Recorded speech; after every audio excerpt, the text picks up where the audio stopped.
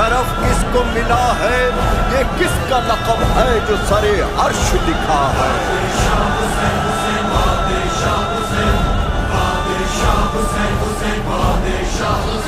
अजमेर के ख्वाजा ने ये सच खूब कहा है, लारैब के शब्बीर ही कलमे की बका है।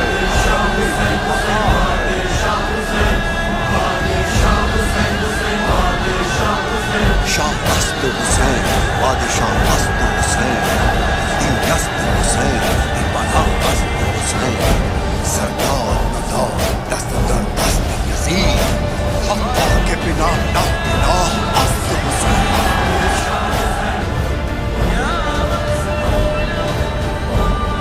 या हुसैन, या हुसैन,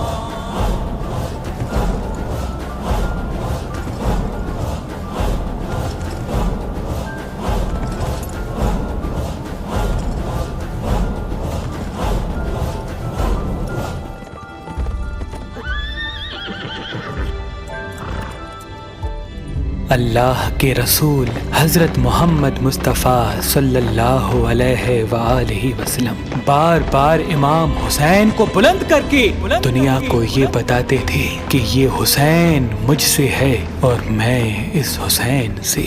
ऐ लोगो, अगर इस हुसैन पे कोई मुश्किल वक्त आ जाए और ये तुमसे मदद तलब करे तो इसका साथ देना, क्योंकि ये जन्नत के जवानों का सरदार है, मेरा खून है, मेरी औलाद है। लेकिन अफसोस, अभी रसूलुल्लाह की रहलत को थोड़ा वक्त ही गुजरा था कि करबला के मैदान में एक तरफ 9 लाख का मजमा था तो दूसरी तरफ वो हुसैन जिसको अल्लाह के रसूल अपने कंधों पे सवार करते थे। इमाम हुसैन अलैहिस्सलाम अपने नाना की उम्मत से बार बार कहते रहे कि क्यों मेरा रास्ता रोका है। ऐ लोगो, पहचानो, मैं तुम्हारे नबी का नवासा हूँ। क्यों 3 दिन से मेरे बच्चों को प्यासा रखा है? क्यों मेरे अजीज व अकारिब को शहीद किया है? बताओ, क्या मैंने रसूलुल्लाह की शरीयत में तरामीम की है?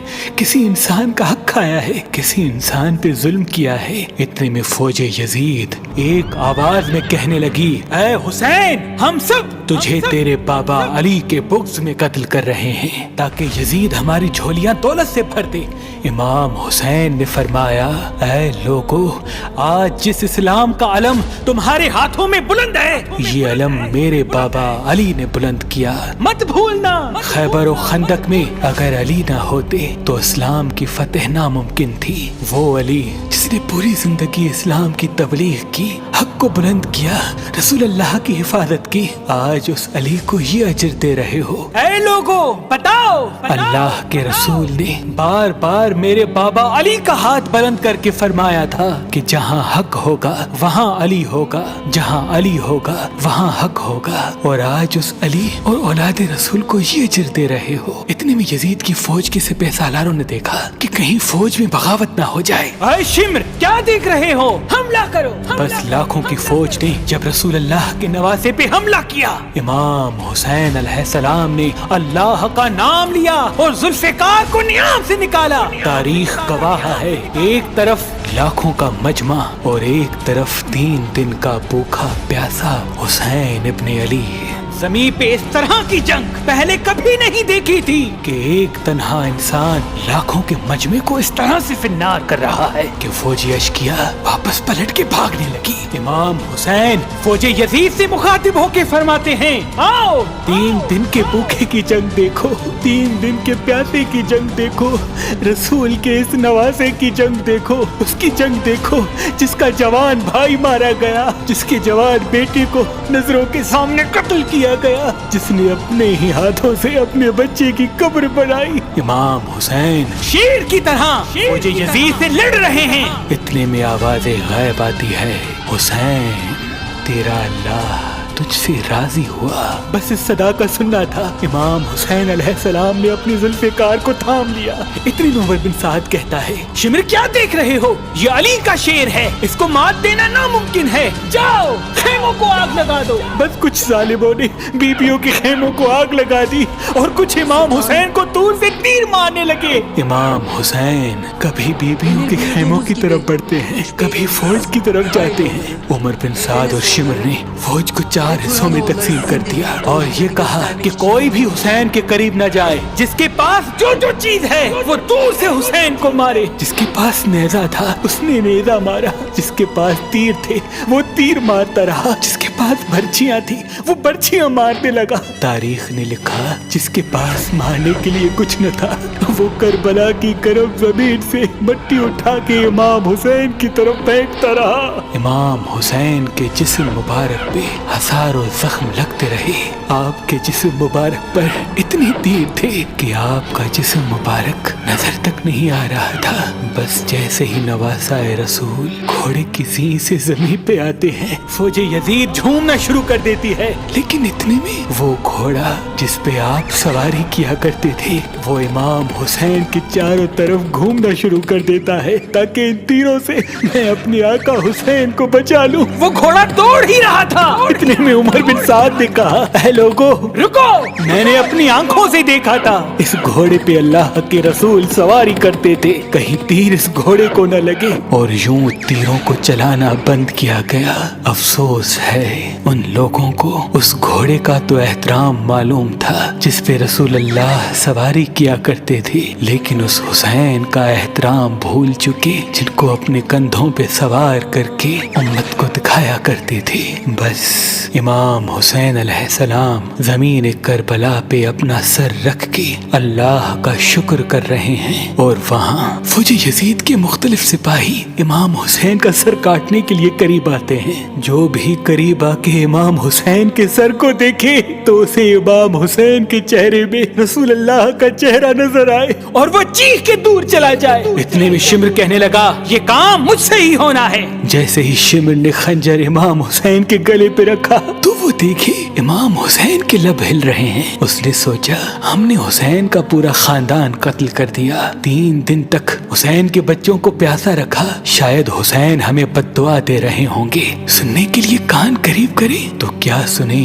इमाम हुसैन अलैहिस्सलाम अल्लाह की दरबार में अल्लाह की नेमतों का शुक्र कर रहे हैं कि ऐ अल्लाह तेरा शुक्र है कि इस अजीम इम्तिहान के लिए तूने इस हुसैन को चुना। इतने में इमाम हुसैन ने आंखें खोली और शिमर से कहा, ऐ शिमर क्या तू नहीं जानता मैं रसूल अल्लाह का नवासा हूँ, जन्नत का सरदार हूँ, हक पे हूँ, बेजुर्म हूँ। शिमर ने कहा, हाँ मुझे मालूम है। फिर आपने फरमाया, तो क्यों कत्ल कर रहे हो? शिमर ने कहा, ताकि यजीद मेरी झोली दुनियावी दौलत से भर दे। बस ये कहते कहते शिमर इमाम हुसैन का गला काटता रहा और फौजी यजीद मुसलसल झूमती रही। इमाम हुसैन के सर कलम होने के बाद सादात को लूटा गया। इमाम हुसैन के सर मुबारक को नोके सिना पे बुलंद कर दिया। बीबी सकीना को तमाचे मारने लगे। रसूल अल्लाह की नवासियों के सरों से चादर को लूट लिया और इमाम हुसैन के जिस्म मुबारक की तौहीन करने लगे।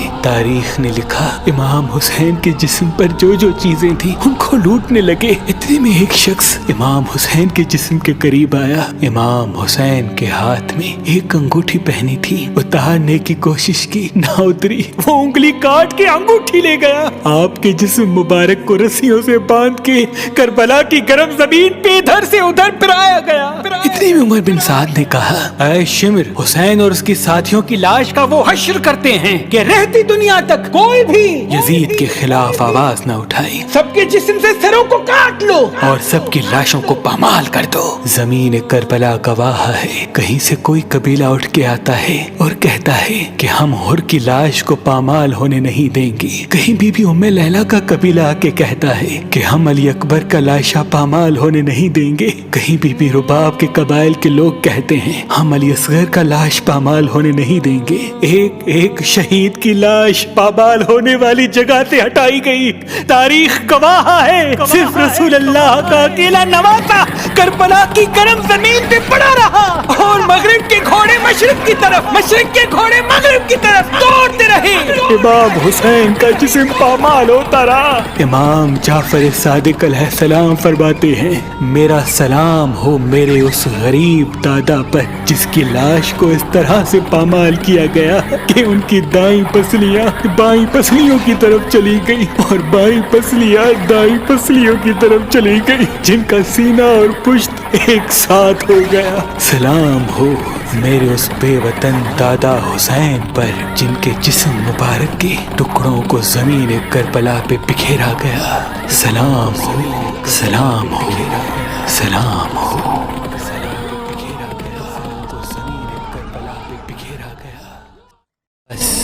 10 मुहर्रम का सूरज जैसे ही गायब होने लगा, अंधेरा छाने लगा और यूं गरीबों की शाम आ गई। कहीं जमीन करबला पे रसूल अल्लाह की नवासियां बेटियां अपने बालों से अपना मुंह छुपाए बेवारिसों की तरह बैठ गई। कहीं कासिम के टुकड़े पड़े हैं, कहीं अकबर की लाश पड़ी है, कहीं अब्बास के बाजू पड़े हैं, कहीं असगर का नन्हा जिस्म पड़ा है, तो कहीं नवासाए रसूल हुसैन इब्ने अली की लाश पामाल होकर जमीन पे बिखरी हुई है।